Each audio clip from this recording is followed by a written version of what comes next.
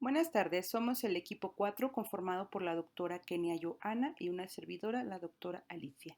Somos residentes del primer año de medicina familiar. En esta ocasión les hablaremos de enfermedades exantemáticas.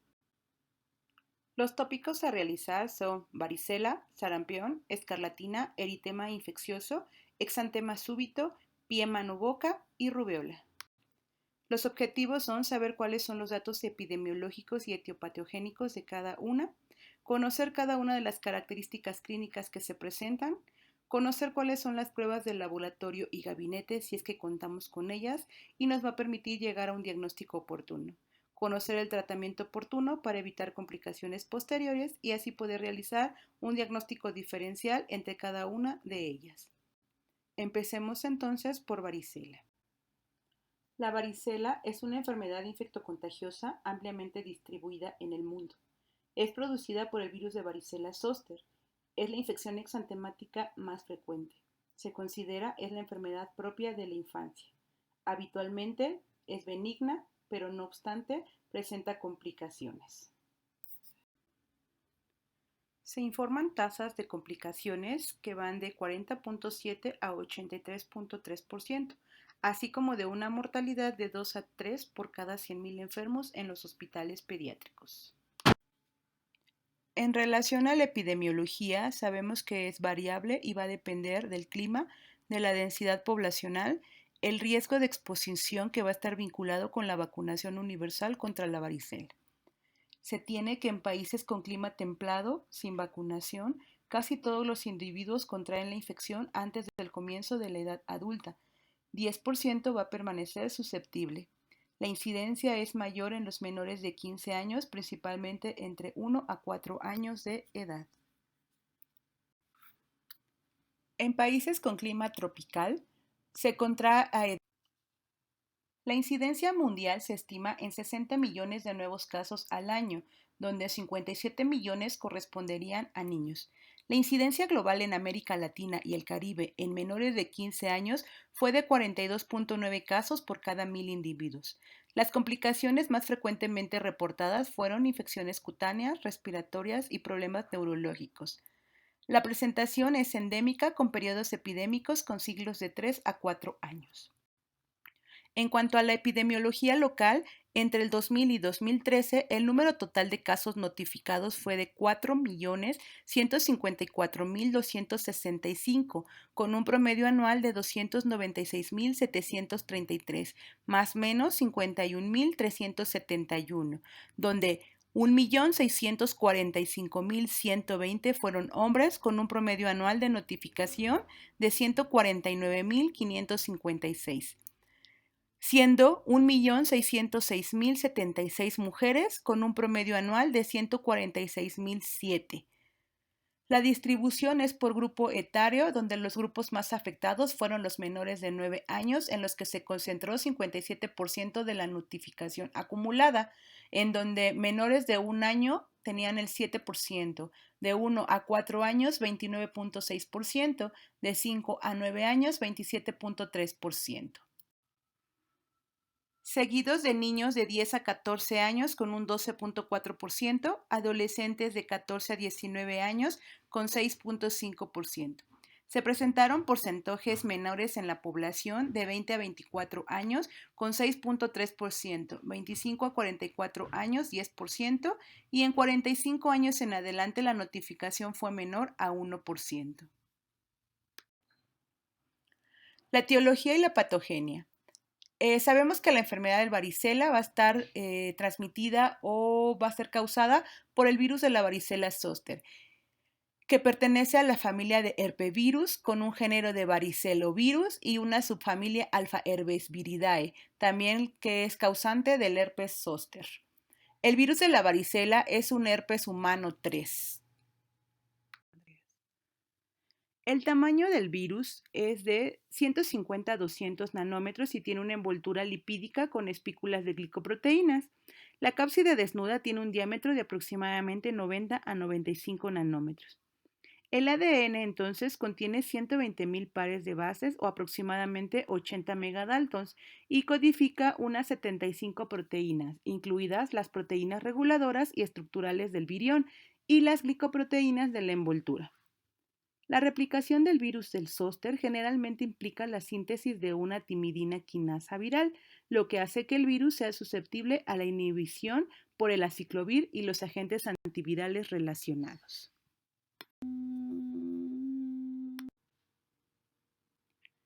El virus entra en el organismo a través de la vía respiratoria a partir de las secreciones respiratorias o el fluido de las lesiones cutáneas de un paciente que está contaminado. Y este se replica localmente en la nasofaringe o en los nódulos linfáticos regionales. Los linfocitos T de las amígdalas son altamente susceptibles a la infección por el virus. Debido a que las criptas amigdalares están revestidas con células epiteliales, se supone entonces que el virus tiene acceso a los linfocitos en los tejidos linfoides de la orofaringe que van a comprometer el anillo de Waldeyer, lo que inicia una viremia asociada a estas células. El virus es transportado por los linfocitos T infectados a la piel en 24 horas, pero la replicación viral es contrarrestada por una respuesta antiviral innata, que está caracterizada por la producción de un interferón alfa-beta. El periodo de incubación de 10 a 21 días, al parecer, entonces es el intervalo requerido para que el virus supere esta respuesta de las células epidérmicas innatas. Entonces el virus se transporta a los sitios de la mucosa respiratoria durante el periodo de incubación tardía, lo que explica la transmisión a contactos susceptibles expuestos de 24 a 48 horas antes de la aparición de las lesiones cutáneas en el caso. Posteriormente se produce una viremia primaria que disemina al virus al hígado, al vaso, a los ganglios sensitivos de 4 a 6 días tras la infección. Y entonces se da una segunda viremia que transportará al virus a la piel produciendo la erupción cutánea. Característica de esta enfermedad, de 10 a 14 días tras la infección. Tras la primoinfección, entonces el virus permanece de forma latente acantonado en los ganglios sensitivos de las raíces dorsales de la médula espinal y su reactivación se produce o es la que produce la clínica del herpes. La mayoría de los pacientes que desarrollan el herpes no tienen antecedentes de exposición a otras personas infectadas por el virus. Hay factores que se asocian con la activación de la infección como son la edad avanzada, la inmunosupresión, la exposición intrauterina y sufrir varicela a una edad temprana.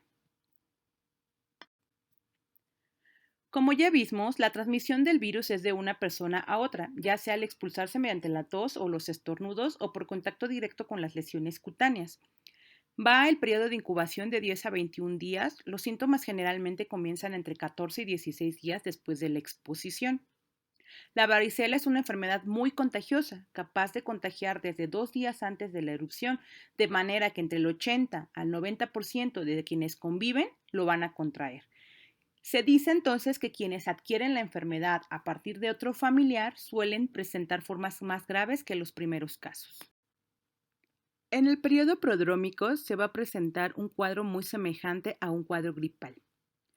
En cuanto a la fiebre, puede ser leve o moderada, en donde la elevación de la temperatura puede oscilar entre 37.8 grados y 38.8 grados, pero en algunos casos puede llegar hasta 41.1 grados.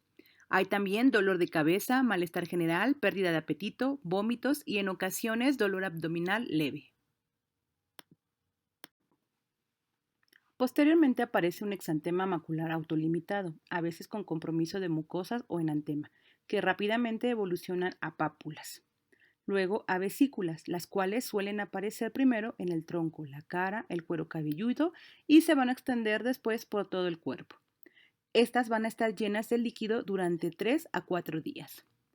Posteriormente, de 24 a 48 horas, este líquido se va a volver turbio y en algunas lesiones se van a presentar la umbilicación, que es una característica cuando va a empezar la formación de la costra, las cuales se van a desprender tras 1 o 2 semanas. Los síntomas constitucionales predominan durante las 24 a 72 horas posteriores al desarrollo de las primeras lesiones cutáneas. Se acompaña también de adenopatías cervicales. Las lesiones dérmicas pueden producir cicatrices permanentes deprimidas hipo e hiperpigmentadas. Durante los primeros días aparecen varias oleadas de vesículas, por lo que pueden verse a la vez lesiones en varias fases evolutivas. Las lesiones de la piel suelen ser muy pruriginosas. Al parecer, las costras y las lesiones ya no serán contagiosas. Es frecuente entre niños de 1 a 9 años de edad.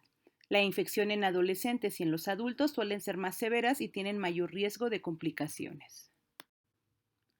En cuanto al diagnóstico, este es meramente clínico. En algunos casos atípicos o de pacientes inmunodeprimidos puede ser necesario recurrir al laboratorio.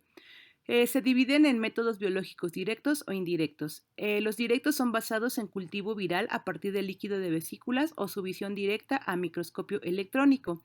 Las técnicas de detección de antígenos virales, de inmunofluorescencia y el PCR. Y los indirectos son la detección de anticuerpos frente al varicela zoster. Se puede aplicar la fijación del complemento, pero hoy es poco utilizado por ser de baja sensibilidad.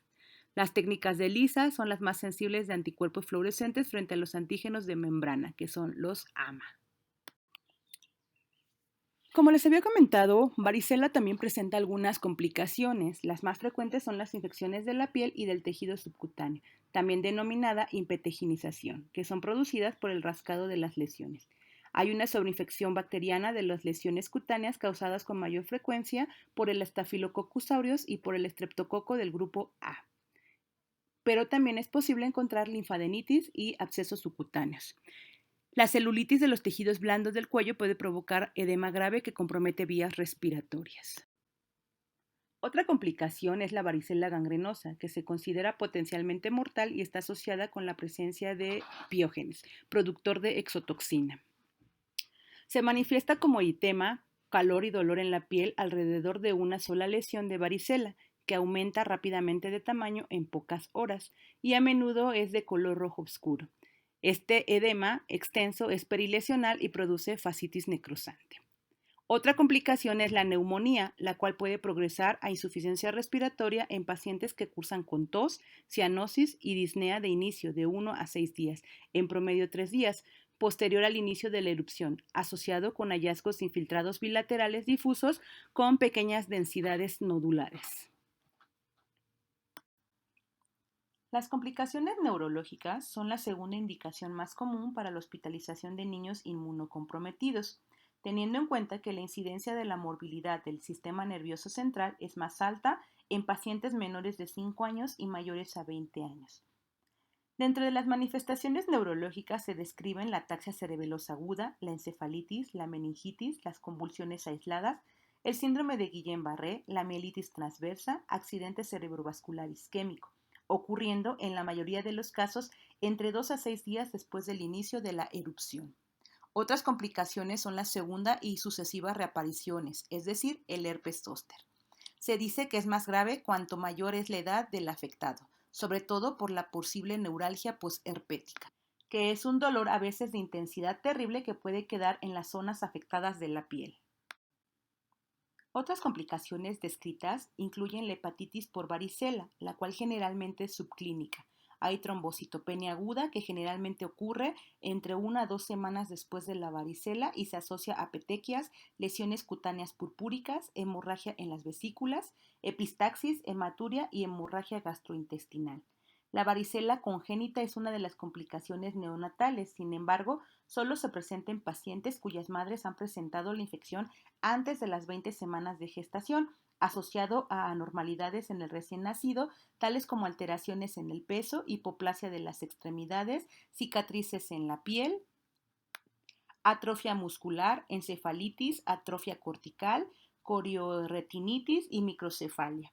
En relación con la varicela neonatal, se manifiestan los primeros 4 días de vida. El pronóstico generalmente es bueno, con pasaje transplacentario de anticuerpos. Cuando el diagnóstico de la varicela materna ocurre dentro de los 5 días previos y hasta 48 horas después del parto, el neonato tiene alto riesgo de padecer varicela grave con neumonitis, hepatitis o encefalitis debido a la falta de pasaje de anticuerpos al neonato y la inmadurez inmunológica. La mortalidad puede llegar hasta un 30%.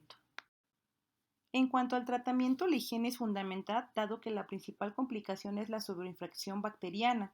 Las medidas son los líquidos astringentes y el corte de las uñas, para evitar una fuente de infección bacteriana asociado al rascado de las lesiones cutáneas que son muy pruriginosas. En caso de sobreinfección se puede usar la mupirocina 2 veces al día. Se pueden usar de manera tópica la administración de fármacos antipruriginosos como la solución de Caladril o el baño coloide. El paracetamol se ocupa cuando la temperatura es mayor a 38 grados por vía oral y puede ser de 10 a 15 miligramos por kilo cada 6 a 8 horas. Se puede ocupar también el avalciclovir por vía oral con una dosis de 20 miligramos kilogramos con una dosis máxima de 1 gramo 3 veces al día por 5 días. También las medidas generales que nos recomienda el Consejo Mexicano del Tratamiento del Prurito son evitar sobre todo consumo de alimentos que generen histamina, tales como el huevo, los mariscos, el trigo, los pescados, cacahuates, nueces, almendras. Se nos recomienda que no administremos zinc ni piridoxina, se nos evita la utilización de champús o jabones corporales perfumados, no tenemos que usar ropa muy ajustada, evitar ropas sintéticas como el nylon y el poliéster, detergentes, no lavar la ropa con detergentes perfumados, enjuagar la ropa con abundante agua 2 veces, se deben de realizar baños coloides que no excedan media hora, se debe de utilizar correctamente los emolientes que contengan pocos conservadores y ningún perfume. A decir de la guía práctica, la dosificación de los medicamentos utilizados para los niños y adolescentes con varicela tenemos los antipiréticos de vía oral o la vía rectal. Como les comentaba hace ratito, el paracetamol de 10 a 15 miligramos cada 6 horas. La segunda elección puede ser el metamizol. Y bueno, en cuanto a la cuestión antiviral, se puede ocupar el aciclovir, que es 40 miligramos, 20 miligramos kilogramos cada 6 horas por 5 días con una dosis máxima de 2.300 miligramos por día. Otro que se puede ocupar es la ribavirina y el valaciclovir. En cuanto a los antihistamínicos de vía oral, normalmente se recomienda la difenidramina de 5 miligramos kilogramo día, dividido cada 8 horas sin exceder 300 miligramos por día. Se puede ocupar también la cetiricina, se puede ocupar la levocetiricina, la evasteína o la desloratadina. Como ya les había mencionado, también podemos ocupar los antipruriginosos tópicos, como son la calamina gel, podemos ocupar el baño coloide, el polvo de haba y el alcanfor. Algunos otros que podemos ocupar son el sulfato de cobre en polvo, que se va a diluir en 1 litro de agua, o el aceite de almendras dulces para que humectemos. Algunos otros medicamentos que podemos ocupar son el metilcipronil, que son de 50 a 100 miligramos kilogramo día dividido en 4 dosis. Esto también nos va a ayudar bastante. El factor de transferencia, pues no se encontró suficiente evidencia para recomendarla y los otros tampoco se encontraron. El siguiente tema a valorar es sarampión. En cuanto a la epidemiología, también es una enfermedad viral aguda, es producida por el virus del género Morbilluvirus de la familia Paramyxoviridae. Tiene una simetría helicoidal con una ARN de polaridad negativa no segmentada. La nucleocápside helicoidal está rodeada por una envoltura lipídica y tiene 3 proteínas relevantes en la patogenia. La proteína M, que no está glucosilada, y la glucoproteína HN, que sí está glicosilada, y esta tiene una actividad hemaglutinina y una neurominidasa, y la glucoproteína F, que participa en los fenómenos de la difusión. El hospedero natural es el hombre, se han reportado casos de infección en monos, se transmite por contacto directo con gotitos de flush. La incidencia máxima de la enfermedad se observa a finales del invierno y de la primavera y es altamente contagiosa. En el periodo comprendido del 1 de enero al 31 de julio del 2019, 182 países notificaron 364.808 casos de sarampión a la OMS. Se requieren 2 dosis de vacuna para prevenir el sarampión casi al 100%. Para la región de las Américas, la Organización Panamericana de la Salud ha reportado desde el 1 de enero y hasta el 7 de agosto de 2019 un total de 2.927 casos confirmados de sarampión, incluyendo una muerte. En cuanto al sarampión en México, las primeras descripciones realizadas fueron por el doctor Rodríguez en Durango durante la epidemia de 1825. Durante el brote en los estados de Veracruz en 1927 y 1928, el doctor Hernández Mejía realizó una magistral descripción de la enfermedad. En 1989 y 1990 se reportó la última epidemia que ha vivido México y se reportaron 89.163 casos. En México se inició la aplicación de la vacuna contra sarampión tipo Schwarz en 1970 y en 1978 se cambió la cepa Schwarz por la Mdson. A partir de 1998 se sustituye la vacuna antisarampión monovalente por la vacuna triple viral que incluye además rubiola y parotiditis. En el año 2000 se inicia la aplicación de la vacuna sarampión rubiola, que es la SR, para los niños mayores de 10 años y los adultos que no hayan sido vacunados con esquemas incompletos o desconocidos. En el 2008 se realiza la campaña nacional de vacunación masiva contra el sarampión y la rubiola en la población de 19 años a 29 años de edad para la erradicación de la rubiola y el síndrome de la rubiola neonatal. En el último caso de sarampión autóctono se registró en 1995. De 2000 a 2019 se han identificado 185 casos importados o asociados a importación. En el 2019 hasta el día 3 de septiembre se habían reportado 16 casos confirmados de sarampión. El primer caso se reportó en el mes de febrero, un caso en mayo, 5 casos en julio y 9 casos para agosto. Las edades de estos casos varían de los 4 meses hasta los 54 años. En el caso de los niños, todos eran menores de 5 años, 4 meses, 10 meses, 11 meses, 1 año, 2 años y 4 años. En los adultos, la edad fluctuaba de 18 a 54 años. Del total de los casos se registró que 10 de 16 no contaban con antecedentes de vacuna. Los menores de 1 y 2 años ya habían recibido su primera dosis. Un paciente de 27 años recibió 2 dosis y 2 pacientes recibieron 3 dosis. Los estados con mayor reporte fueron Quintana Roo, Estado de México, Chihuahua, San Luis Potosí, Nuevo León, Guerrero y Guanajuato. En esta gráfica vemos la fisiopatogenia, donde la puerta de entrada es la orofaringe y la conjuntiva. Después de que una persona se infecta, se produce una respuesta inmunitaria de tipo celular y enseguida una mediada por anticuerpos.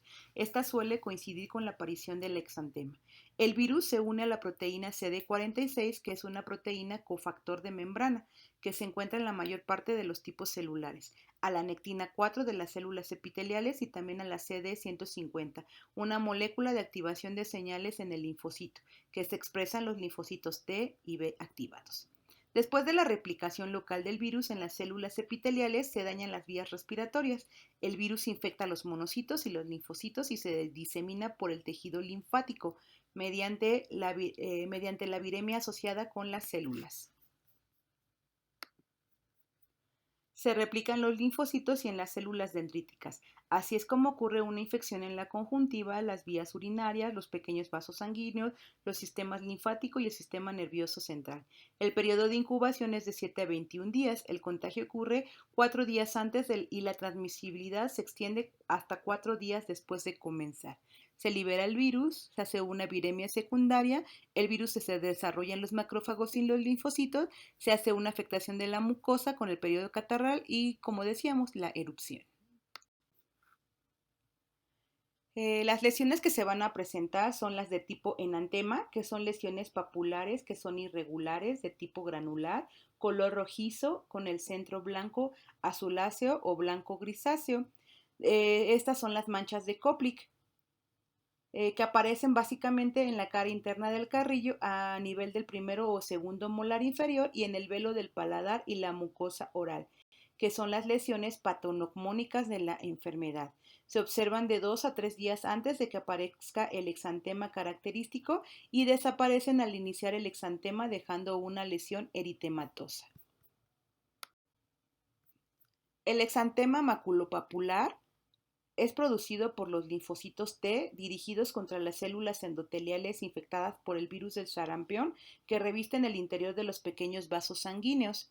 El exantema suele iniciarse en la cara y de forma centrífuga se disemina al tronco y a las extremidades. Otros datos clínicos son las líneas de Stimson, que son pequeñas hemorragias en los párpados, y las manchas de Hermann, que son los puntos blancos en la faringe. En relación al cuadro clínico, los síntomas son fiebre, tos, que puede ser seca, conjuntivitis, exantema maculopapular que ya vimos, odinofagia y datos de resfriado común que aparecen aproximadamente entre el 10º y 14º días posteriores a una infección por el virus del sarampión. Estas características importantes del sarampión son la tos y la conjuntivitis.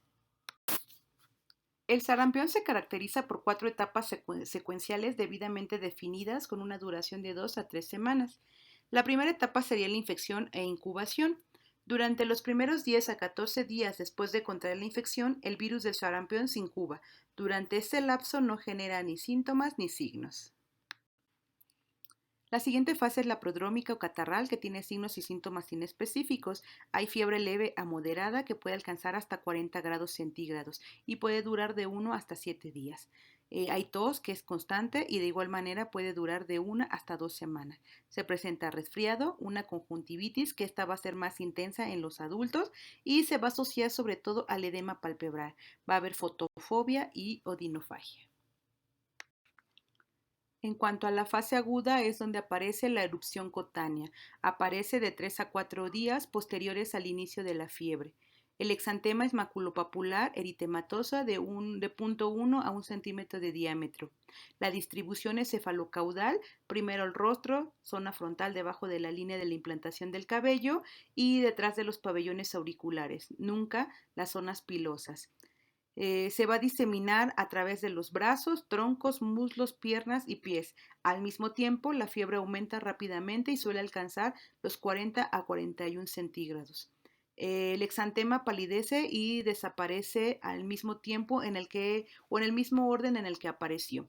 Disminuye gradualmente, primero en el rostro y por último los muslos y los pies, dejando unas manchas de color pardo y descamación fina que es furfurácea de la epidermis en promedio de 3 a 7 días. Esta fase dura de entre 1 a 2 semanas.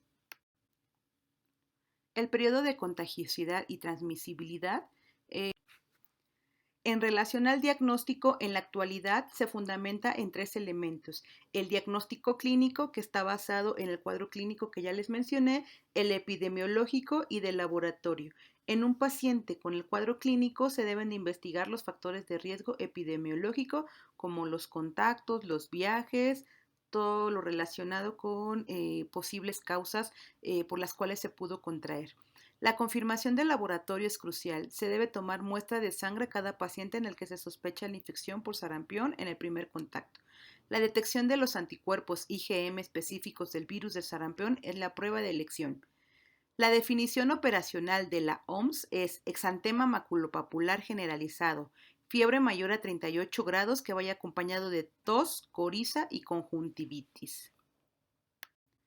En relación a las complicaciones, 30% de los casos se presenta en niños menores de 5 años, siendo principalmente la otitis media aguda del 5 al 15%, la neumonía que es del 5 al 10%, que es una neumonía de células gigantes sin exantema, o una neumonía de Hedge que se caracteriza por un cuadro de tipo bronquiolítico con dificultad respiratoria, que es un ambiente propicio para la sobreinfección por otros gérmenes y puede ser progresiva e incluso mortal.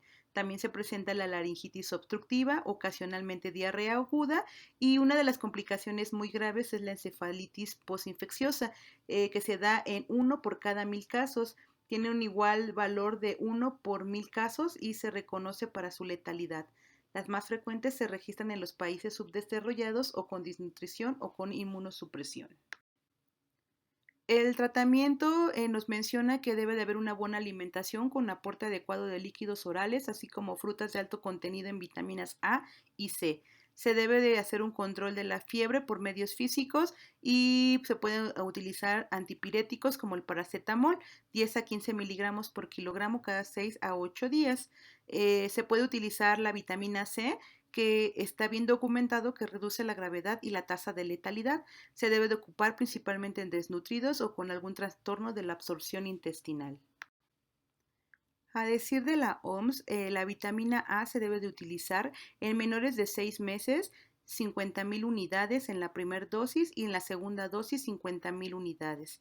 De 6 a 11 meses, 100.000 unidades, primera dosis, así como la segunda dosis. Y en mayores a 12 meses se debe de usar 200.000 unidades para las dos dosis. El uso de antibióticos no está o no es útil a menos que tengamos signos de neumonía o sepsis. El siguiente tema a tratar es la escarlatina. En relación a la epidemiología, es una enfermedad exantemática, infectocontagiosa.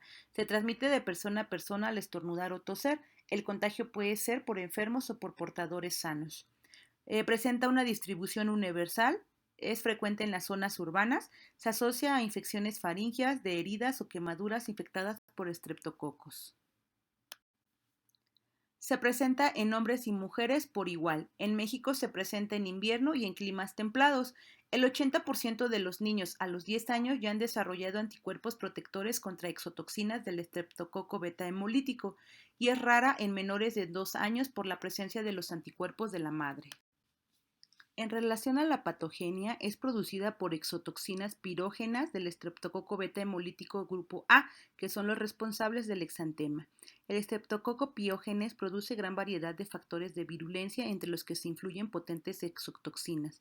El estreptococo beta hemolítico del grupo A es una bacteria gram positiva con gran capacidad para producir hemólisis de los eritrocitos y se conocen 80 serotipos. Los elementos que la constituyen fundamentalmente son la proteína M, que le proporcionan propiedades como la adhesión a la mucosa y la función antifagocítica. Produce 3 tipos de toxinas A, B y C que provocan las manifestaciones clínicas de esta enfermedad. Por lo tanto, puede padecerse en 3 oportunidades, ya que cada infección es producida por una única toxina del agente etiológico. En relación a la fisiopatogenia, en el proceso de activación de los linfocitos T, los antígenos están unidos a moléculas del complejo mayor de histocompatibilidad en la superficie de las células presentadoras de antígeno. Así presentados, son reconocidos por el receptor de antígenos de las células T. Los antígenos habitualmente estimulan solo a los linfocitos T capaces de reaccionar específicamente en su contra. En general, menos del 0.01% de todos los linfocitos T. Sin embargo, algunos antígenos proteicos, víricos y bacterianos que se denominan superantígenos son capaces de establecer una adhesión intensa contra el complejo mayor de histocompatibilidad y contra el receptor de antígeno de las células, lo que induce la activación de una cantidad anormalmente alta de linfocitos T, pudiendo llegar hasta un 30% del total. No solo activan a los linfocitos T, también a las células presentadoras de antígeno, al sistema de complemento, etc., de forma que el resultado final es una sobreestimulación del sistema inmune.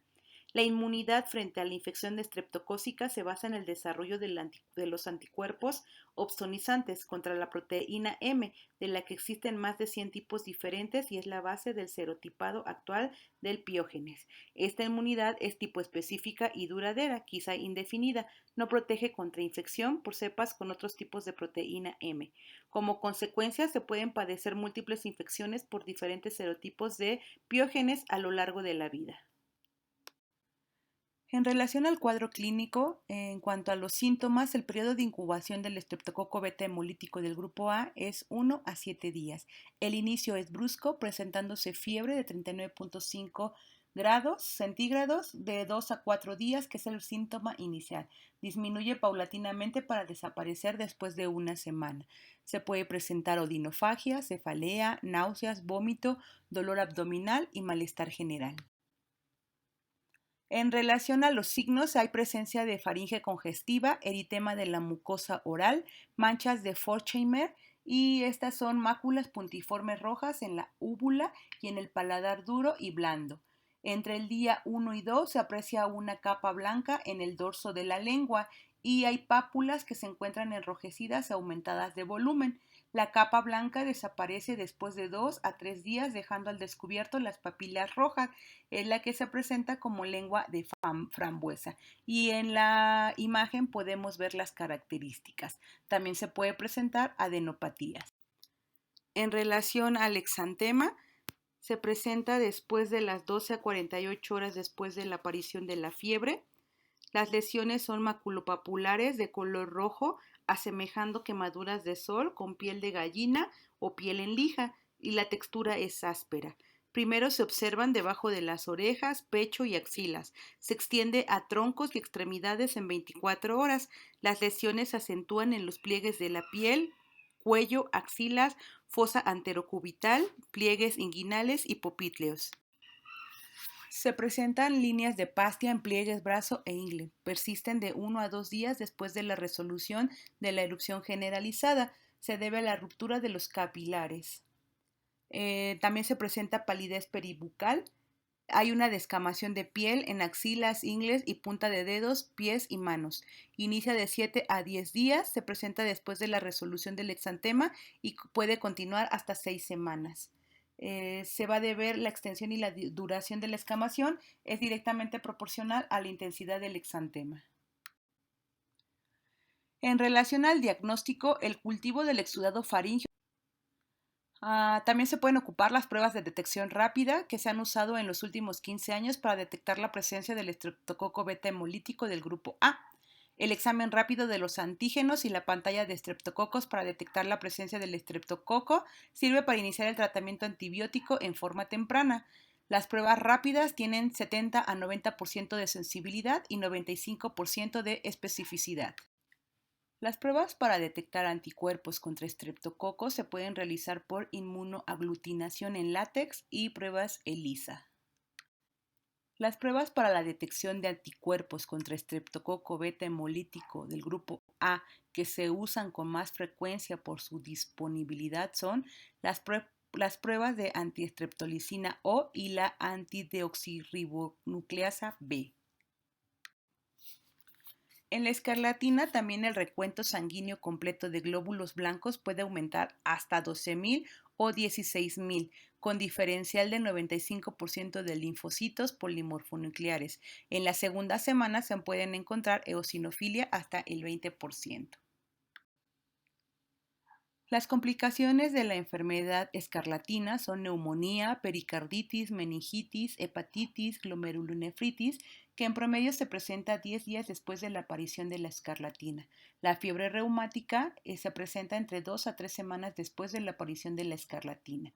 Otra complicación son las líneas de Bew, que son ranuras transversales en las placas de las uñas, que se presenta semanas o meses después.